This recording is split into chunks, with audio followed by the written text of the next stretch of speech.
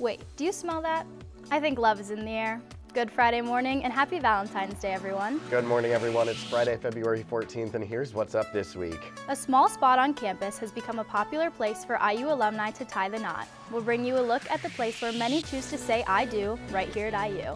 And dating isn't always perfect. Stay tuned to see What's Up Weekly correspondents Dana Behlmer and Charlie Herman take to campus to hear students' worst date stories. Plus, we're joined in studio by WU correspondent Oliver Carr and producer Adina Moss for a Valentine's Day edition of The Name Game. And Grace Marocco joins us from Italy to share some Italian cuisine. All that and more for Friday, February 14th, 2025.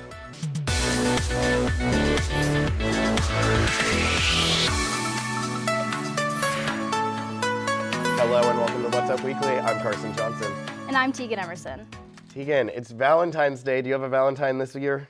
I don't have a Valentine this year, but my mom usually gives me a Valentine's gift, so hopefully I get that. Oh, I love that. We're twins because my mom always sends me like these custom-made cookies I really like every Valentine's Day.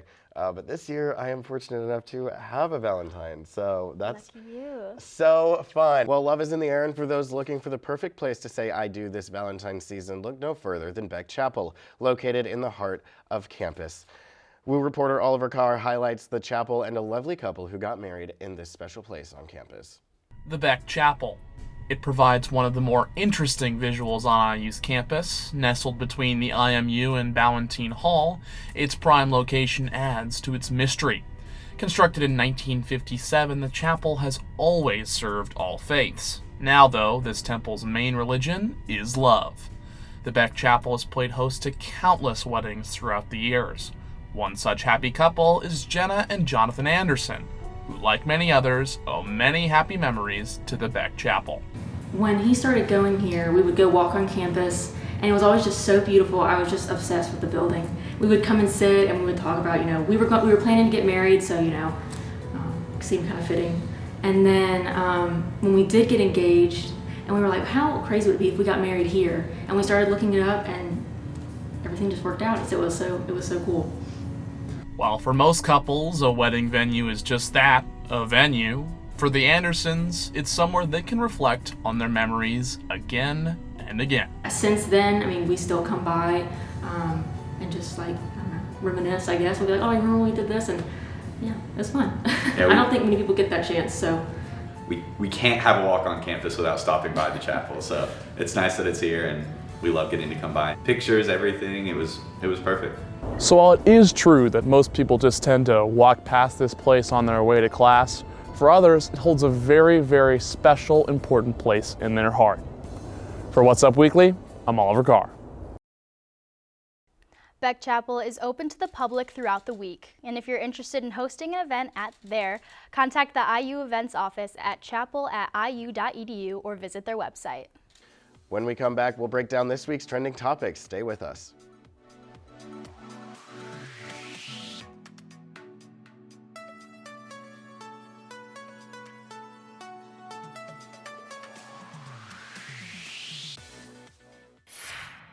Today we're going to be trying something a little bit different. Italian McDonald's. If you didn't already know, McDonald's has a huge menu that varies from country to country. Here in Italy, they have a lot of menu items that you definitely cannot find anywhere in the US. They have things like the pistachio McFlurry, crispy chicken wings, tiramisu, cheese and bacon fries, and even beer. So obviously I had to try it. I'm forcing my boyfriend Zach to be in the video with me, and we're starving, so let's get it started. All right, the first item that we're gonna try is the pistachio McFlurry. I think that's really good. Okay, what do you rate it? So for the pistachio, I would give it probably like a 4 out of 5 stars. For me, I thought it was really good, so I would also give it a 4 out of 5 stars. Okay, time to move on to this cake. If you've ever had the Hershey's pie from Wendy's, it kind of tastes exactly like that. That's really good. For me, I would give that a 5 out of 5. For me, I'd just give it probably another solid 4. Okay, last but not least, the thing that Zach's been eyeing.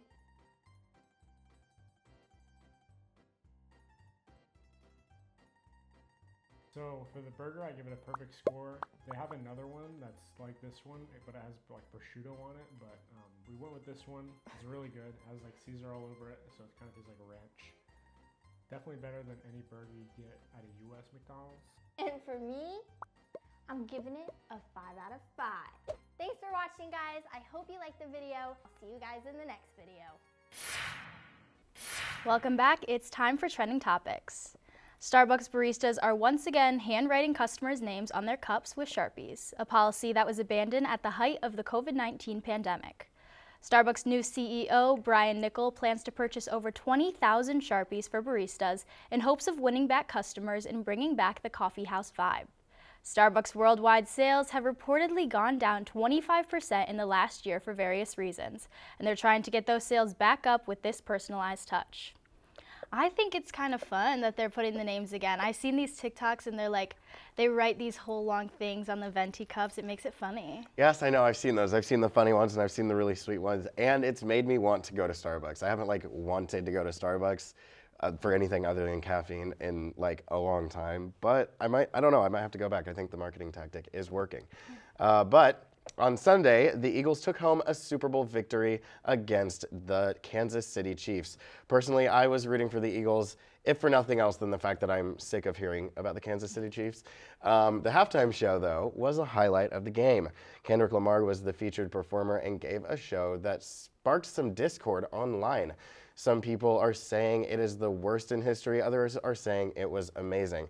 I thought the performance was pretty good overall. My favorite parts were the entire stadium yelling A minor and Serena Williams crip walking, which I did not expect at all. I did not either. Did you enjoy the performance? I liked it a lot. I thought it was very fun. Since I knew the songs, I was like, okay, this is fun. And I thought it was it felt like everyone was brought together by it a little bit. Yes, exactly. The A minor part, like I said. But I wish he would have played some more hits, but one of our reporters earlier was saying that from the storytelling aspect, it was unparalleled, and I think I would have to agree. I agree. Well, when we come back, we will hear students' worst date stories. And after that, we'll be playing the name game. Stay with us.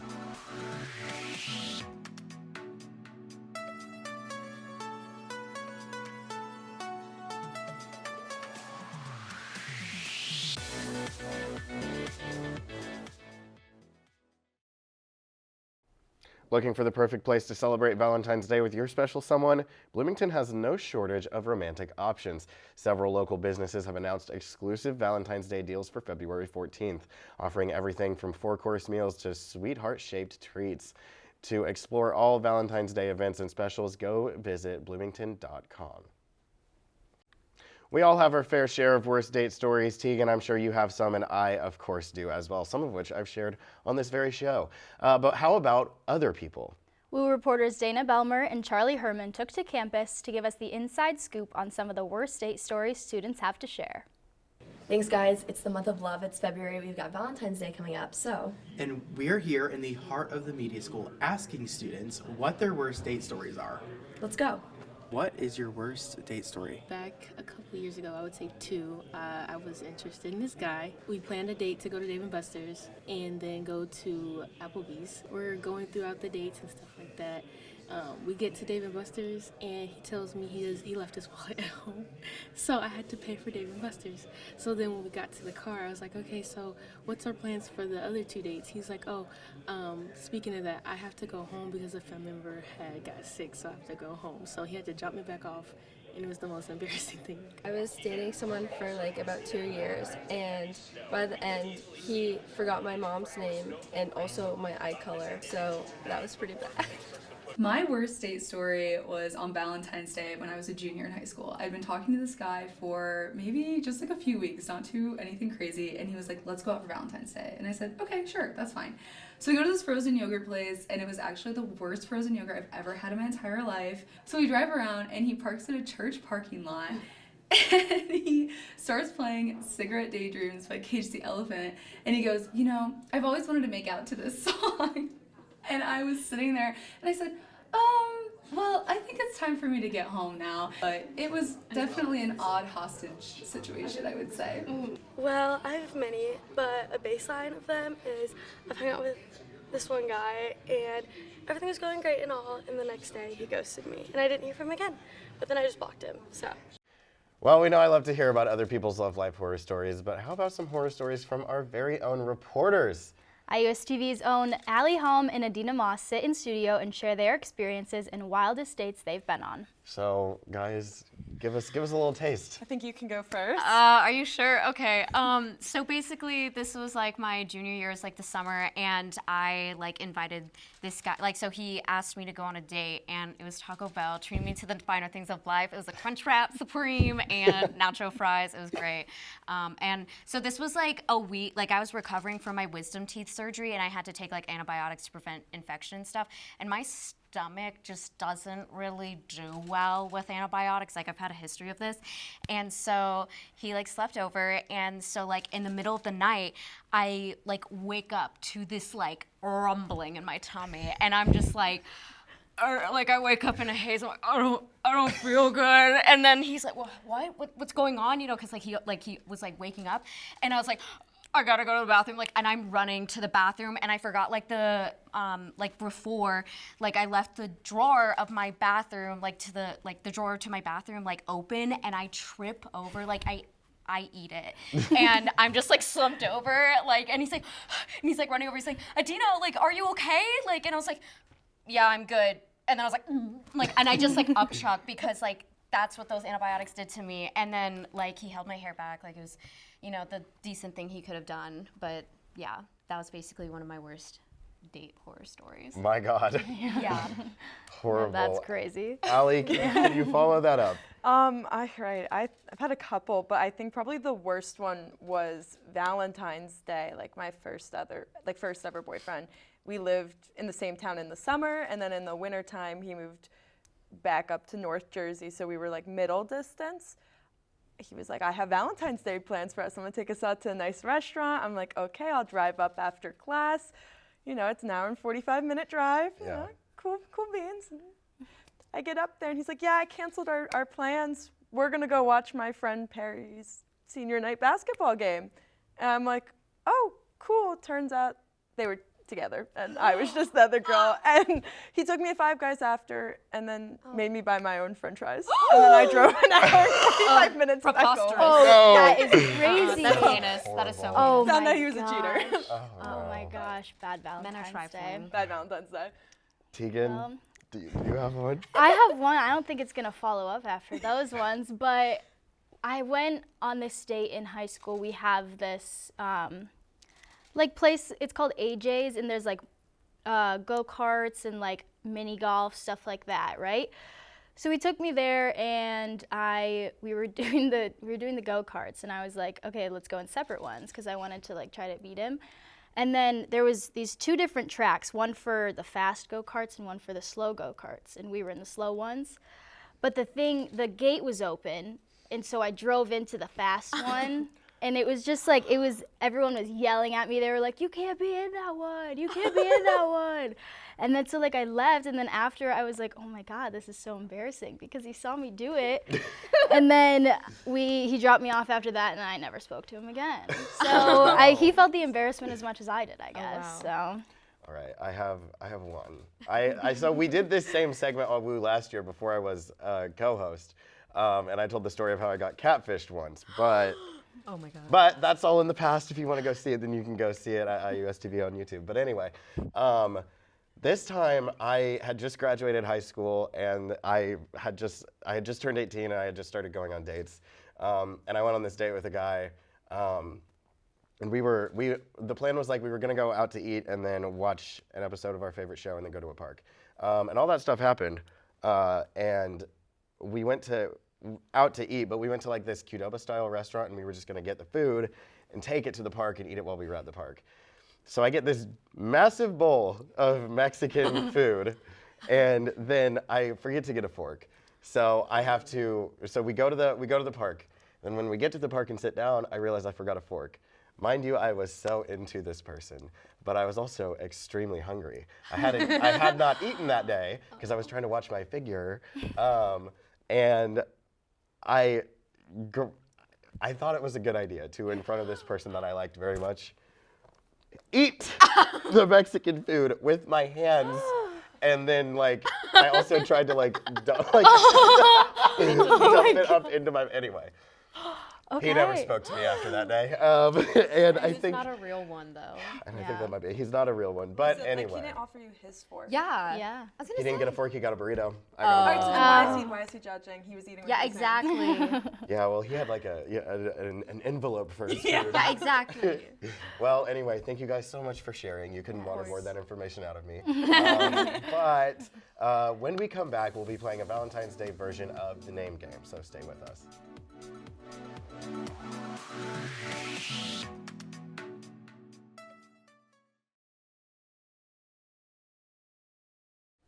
We're back now with an extra special game we like to call The name game. The rules are simple. The monitor over there will show a movie title, and we will have to give hints to the people standing in front of it until they guess the correct movie. At the end of the game, the team with the most correct guesses wins. We are joined today by Woo producer Adina Moss and Woo correspondent Oliver Carr.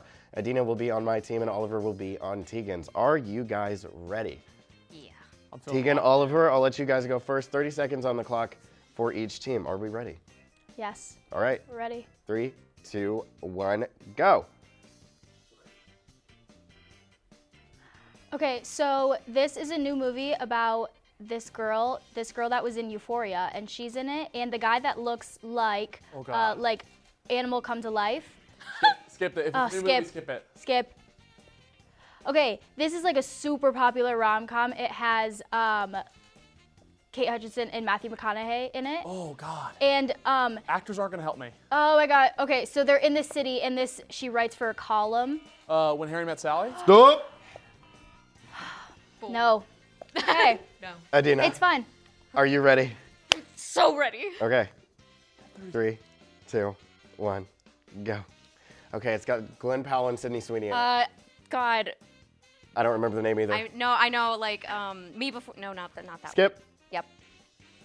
Okay, Matthew McConaughey and Wait, no, say it, never mind. Matthew McConaughey and some other person. Was it the one that she just said, Kate Hudson, or is it a different I one? think it's Kate Hudson. How to Lose a Guy in 10 Days? Yes, correct. Okay. Next. Next. Next. Oh! What? You don't know those? No. Oh my God. Okay. Okay, well. The score is 0 to win. 0 to 1. Adina and I were victorious. Yes. Yes. It's all right. We close. We were there. We were right there. Of course. All right. When we come back, we'll give some advice on your dating dilemmas. We'll be right back.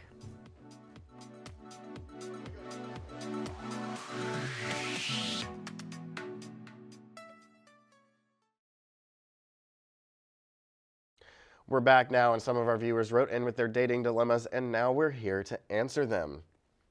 So for the first question, my ex texted me and asked if we could be friends again. What do I do? Teegan, what do you make of this? I think it depends on how it ended and if you were on good standing when you broke up. Right. I mean, I think it's always hard to be friends with an ex, but if there's no bad blood, I guess try it if you want to, but. Personally, I don't know. I wouldn't do it, but that's because I'm a softie and I can't look at somebody who I did like at one point and then like pretend like I'm like can't feel that anymore. But that's just me. Also, it's so dangerous. Girl, don't do it. Don't do it. Or dude, if you're a guy, I don't know. But regardless, don't do this. But anyway, second question, Teegan, take us away. All right, my girlfriend is upset that I don't like her dog. She wants me to let the dog sleep in bed with us, and she gets really upset when I don't want her climbing all over me when we're sitting on the couch trying to watch a movie. Am I being cold, or is she too attached to the dog? What do you say to this? She's too attached to the dog. If I was in that situation, I would not appreciate having to date my significant other's animal that they keep in their house. I don't know. It's just like, it's a maturity level thing. And also dogs stink and they have parasites on them. So like maybe don't let them sleep in bed with you. I don't know. It also depends on how big the dog is. If it's like a Yorkie, it's one thing. But if it's like a 100-pound horse, lab looking thing, then first of all, I feel like it would be uncomfortable unless you have like a California king-size bed. Anyway, I digress. Yeah, I don't know. She's overreacting. Maybe compromise. Tell her to get like a dog bed and let it sleep in the room. Just not like in the bed. And also, when you're watching a movie, just throw that thing off you. I don't think it really matters. I mean, I think the same thing. I mean, dogs, like, you gotta know they're gonna want to hang out with you and like kind of like be all up there. But like, also, if you don't like the dog, there's nothing to do about it, really. Like, she's not getting rid of the dog. Right. I mean, that dog is there to stay. So I agree. Do like a compromise. Be like, okay, we'll hang out with the dog on the couch. Don't let him in the room. You know, I think type of that, because you can't really get rid of the dog. Also, dogs can get in the way of intimacy. Let me tell. I can't say it on the air, but I have a story about my uncle. Anyway. Okay. Fair enough. All right, well, that is what's up this week. Tune in next week for more local and entertainment news. As always, be sure to follow us on social media. Follow us on Instagram at IUSTV Woo. For What's Up Weekly, I'm Teegan Emerson. And I'm Carson Johnson. Thanks for watching, and we'll see you next week.